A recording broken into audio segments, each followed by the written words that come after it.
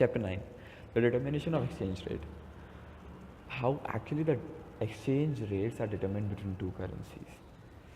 So, the first important point in this chapter is Bretton Woods Agreement. It's the principle of par values, PAR, par. So, we had IMF in our world to facilitate foreign exchange, that's International Monetary Fund. So, it was actually facilitating and devising new strategies in how two countries can easily, countries can transfer their money or exchange their money. So, in this agreement, what happened was IMF fixed that 1 ounce of gold will cost $35. So, the dollar to gold ratio was fixed. Now, the unit of currency that will buy 1 ounce of gold in your domestic country will be compared against dollar. For example, 10,000 bucks in India will buy 1 ounce of gold. So the 10,000 will be compared with $35. So the exchange rate of dollar in Indian rupees will be established. Similarly, let's say 1 lakh yen, Japanese yen, will buy 1 ounce of gold. So it will be compared with $35 and indirectly compared with India. So in this way, the exchange rate were being actually determined via this agreement. The country is allowed to vary 1% depending on the supply and demand, but mostly the exchange rate were fixed. So because of this, dollar became the benchmark for trading currency. Now it holds 70% of the world gold reserve. The government bought and sold dollars instead of gold, because now the dollar was seen as far as gold. So it has various problems. We'll come into that. Now we'll see something about quota system in IMF. So IMF is a collaboration of various countries. So depending on the trade a company does in the global market or international market, it has a quota. So US will have a large quota because it deals in a lot of trade, whereas let's say South African countries like Bolivia, who does a very small trade in an international market, and it will have a less quota. So what this quota does is it decides how much money you have to pay to IMF. So IMF has created a special drawing right.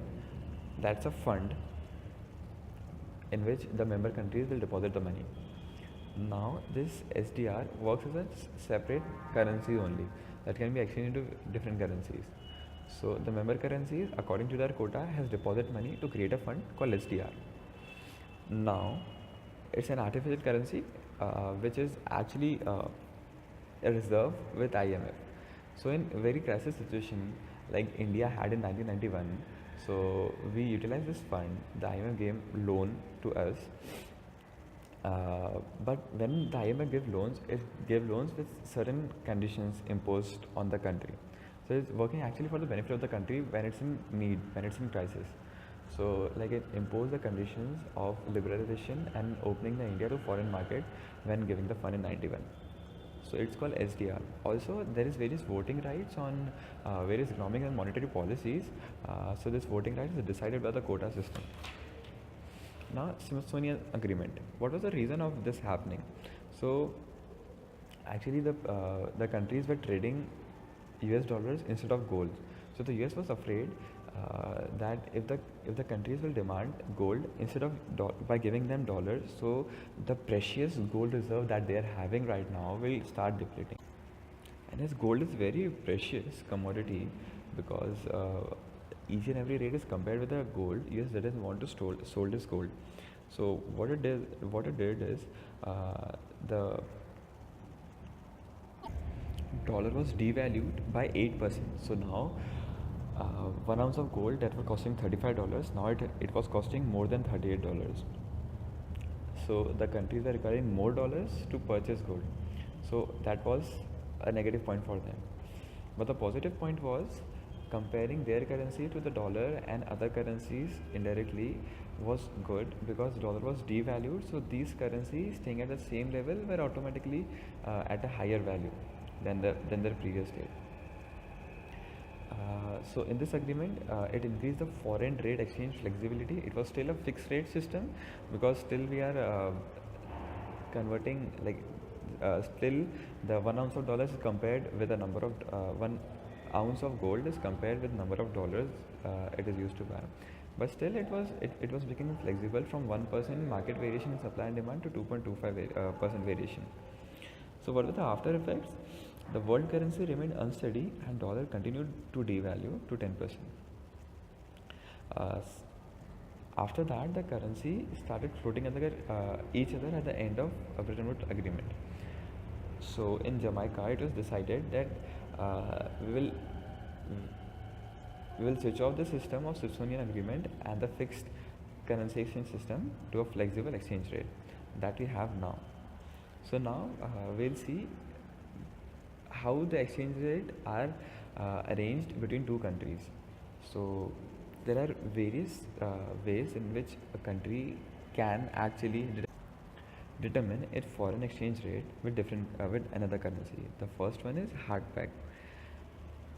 In this currency, a country takes all its currency out to replace with a leading currency. For example, let's say now India has faced demonetization, so all the currency of India has been replaced with new notes. So if it had been replaced with US dollar, then it had been called a hard peg. So all the currency of a domestic nation is replaced by an international currency that is generally the strong currency, and that is called the hard peg arrangement. So now if we are replacing INR with US dollars, so now the US dollar will have influence on Indian market because we are using their currency. So the monetary policies and all will obviously be decided by US government. The second is soft peg arrangement. What is soft peg arrangement? So it is also known as conventional fixed peg arrangement. It pegs its currency to another leading currency, and the exchange rate is allowed to vary by 1%. For example, we are directly relating INR to US dollar. Let's say 50 INR will be equal to US dollar, and irrespective of supply and demand, irrespective of all the market factors, this is our constant rate, but it can be varied by 1%. So it's called soft peg arrangement. Now, small point about what are the leading currencies. So we generally have 4 leading currencies in our arrangement.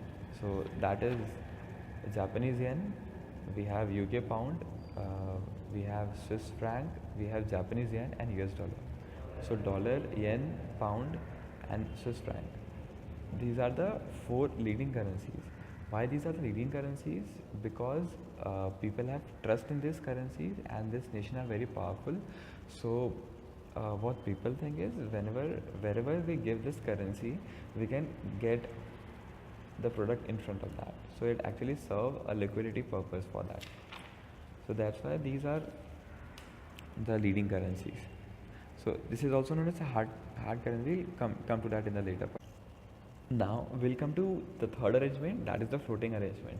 So it has 2 subcategories, floating and free floating. In floating, currencies change according to the market force, but there is market intervention by the government to prevent large fluctuations. The example of this is India and Brazil. So in India, the economy is the foreign exchange rates are decided on market value, but if the foreign exchange rate vary to a large extent, then the government can intervene and stop it. Then there is free floating currencies, which do not believe that government intervention is necessary. For example, dollar, yen, pound. These are obviously the hard currencies that we discussed just before that, and this does not get affected by this does not get affected much by changes in the foreign exchange market. So now, how are we determining the exchange rate? It's a very important part. Just look the figure very carefully, and we'll explain it in 2 minutes. So now we'll study about non-intervention, that is government is not intervening with the market. So it is the free floating currencies that respond to supply and demand. So we'll study the relationship between yen versus dollar. So there can be 2 point of view versus yen, like how the rates of yen are with respect to dollar and how the rates of dollar are with respect to yen. So now we'll study from the yen point of view. We'll study a case. There is inflation in US there is inflation in US. Okay, so in inflation, what will happen is the cost of products are very high. So there is inflation in US, so the price of a product in US will be more. So first point of view, the demand of yen. So that will be when US people will buy yen products, that's Japanese product. So demand of Japanese good will obviously increase because the cost of price of US goods is very high. So this will lead to an additional quantity demand of yen in the international market. The quantity of yen is increased from D to D dash in the figure. The second point is supply of yen. Now, the supply of yen will be Japanese demand of US good. How much money the Japanese are giving to buy US good? That's the supply of yen in international market. So the demand of US good is reducing. So this quantity supplied is reducing. So S to S dash is a backwards shift of the supply curve. So now the new positions are S dash and D dash. So this is the new exchange rate that you can see in the figure E1. So it is increased exchange rate of yen. That is for $1, if yen was costing, let's say 300 yen for $1, now it is costing 400 yen for a single dollar. So we know that increasing the price of all the things is good for a country because it increases GDP, and eventually it says that there are very less number of things you can buy in that currency with a particular currency, domestic currency. But when we say purchase power parity, that is the number of monetary unit of one country required to purchase the same basket of goods and services one US dollar can buy in US. So that's purchase power parity. So it is becoming more with inflation. Cut this part and start now 10:55. So now we have the new exchange rate even. So now there is an exercise for you. There is inflation in US. So now calculate the same parameters from the dollar point of view. So the demand of dollar will be when Japanese are trying to purchase US good. So it will reduce because the US goods are costly and Japanese goods are cheap. So the demand of US good will reduce and the demand for dollar will reduce. After that, the supply of dollar. That is US people demand for Japanese good. So they will actually supply the dollars in the market. So it will obviously increase because there are costly goods in US and there are cheap goods in Japanese. So people will actually buy and prefer the Japanese good. So the demand and supply works together and together decide the exchange rate. So in this case, again, the value of the dollar will reduce. So the exchange, basically this is the same case of the above. So the exchange rate of yen with respect to dollar will increase. Now, why is intervention necessary? It can always be a free market and supply demand, but no. Why the intervention is necessary? Because it can be at times where countries don't want to change their exchange rate according to exchange prices, because it may affect their industry. For example, if we'll compare India and dollar and yen. For example, if dollar weakens, then consumer will have to pay more for Japanese goods, which will actually increase their inflation. So it is not desirable by US. And if the Japanese is a export oriented industry, if yen strengthens, that it will lead to unemployment in the export industry, because for the same amount of dollar, it will, like, yen is strengthening,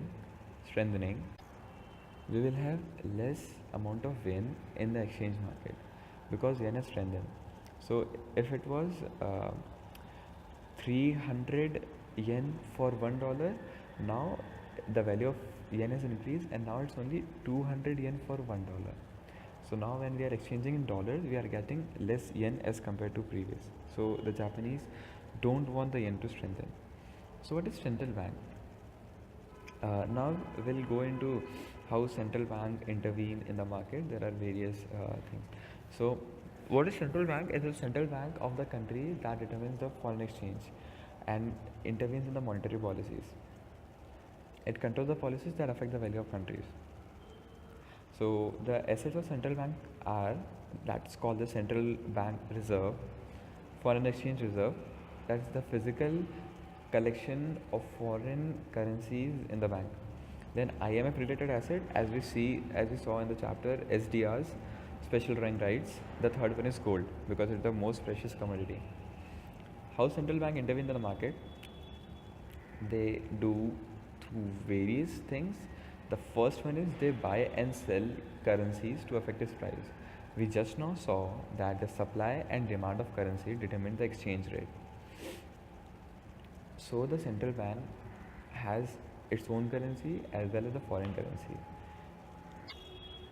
For example, if US bank want that the demand of dollars should be more, so what it will do is consume its foreign currency to buy dollars. So the demand of dollars is more and the dollar will strengthen, its value will increase.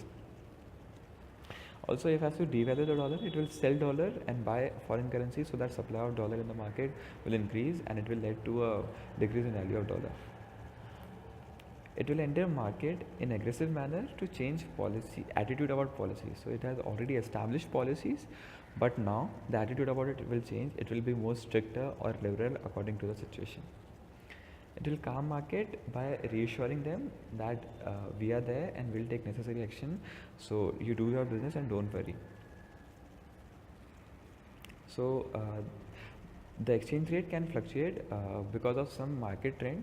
So it can actually reverse, stop, or facilitate that market trend. Now we'll talk about black market. So now this generally happens in a hard currency market where the exchanges are not that flexible. So the actual exchange rate might be different from the official exchange rate of the country. So that's the black market. It's a parallel market with the official market in which the currency are getting exchanged. So it is generally exchanging because government is interfering in the exchange rates and the people are not liking it. It closely approximates a price based on supply or demand of a currency instead of government, according to the market demand determined irrespective of the government. So that's just about black market. Now we'll see control and convertibility. So just remember that what are the fully convertible currencies? Government allows both resident and non-resident to purchase in unlimited amount. That is the fully convertible currencies. What are the hard currencies? As we have seen, dollar, euro, yen. These are the hard currencies. These are fully convertible, liquid, stable, and these are accepted worldwide as a payment for goods and services. These are what are soft currencies that are not fully convertible. So these are the opposite characteristics as respect to hard currencies. For example, India. So this part is also over. Now we'll talk about how the government control its foreign exchange reserve. So the foreign exchange reserve is very precious because it's the collection of all the currencies in a particular country, so that it can deal with various countries. If a country don't have this forex reserve, then it can't trade with other countries. So these control methods are generally used in the developing countries which has low foreign exchange reserve of different currencies. The first one is license. So the government requires regulation and control of all the foreign transactions. The importer may purchase from outside country only if he has a proper license to purchase the good. Also, it also covers a very important point that government requires all the exporters who receive the foreign currencies because of their export to give to the government and exchange at an official rate. Second one, multiple exchange rate. So what the government does is sets its priorities. For example, the crude oil is a higher priority and importing of automobile is of less priority. And it is not very comfortable with the government when automobile is bought. So it will determine various multiple exchange rate for various commodities. So for crude oil it might be low, and for expensive imports it might be high, luxurious import it might be high, so that it will facilitate the internal market growth. The third one is import deposit. So whenever a company wants to import anything from outside, so it requires the importers to make a deposit, generally of 1 year, and it's of interest free. So it is done so that if the commodity is so valuable to the company, then so that it have to keep the deposit for 1 year interest free, it is so valuable for him, then only he'll buy it. So it is the import deposit. The fourth one is quantity. It obviously limit the quantity of foreign exchange. I'll just give a quick example. In Sri Lanka, there was a fact that the Sri Lankan government, while the citizens were going on a foreign trip in US, they only allowed $2,000 worth of foreign exchange. So they were not allowed more than that. So it was the quantity part. So what is the purchase power parity? The number of monetary unit of one country required to purchase the same basket of goods and services $1 can buy in US. It's known as purchase power parity of a particular country. So now how actually we are measuring the purchase power parity, or indirectly the foreign exchange rate. So these are the a generalized popularized indexes that are being used. The first one is the Big Mac index. The economists use it for estimating exchange rate. So it compares the price of Big Mac in different currencies, because it is sold in 118 currencies, 118 currencies. So basically what they do is they compare the cost price, they compare the selling price of the Big Mac that is available in 118 countries, and according to the price in respective currencies, they actually measure it. So what are the problems when we are comparing this? So this theory assumes that there is no barrier to trade, because a barrier in trade will obviously lead to the fluctuation in prices. The taxation rate is different in different currencies. It also includes rent, electricity cost, that is lower in developing currencies as compared to developed currencies. Also profit margin is dependent on the competitors. So the rates of the Big Mac can vary accordingly, but it still proves the important index, because it is gives the day-to-day price exchange rates accordingly, because of the Big Mac is present in lots of countries. Similar to the Starbucks concept, Starbucks index. So Starbucks outlets are also present in various countries, so we can actually keep a track of foreign exchange rate using the Starbucks index. So the last part is Fisher effect. It's just the last topic, which determines the relation between inflation rate I, interest rate capital R, and nominal rate of interest R, small r. So the capital R is actual rate of interest. Just go with the example. It is self-explanatory.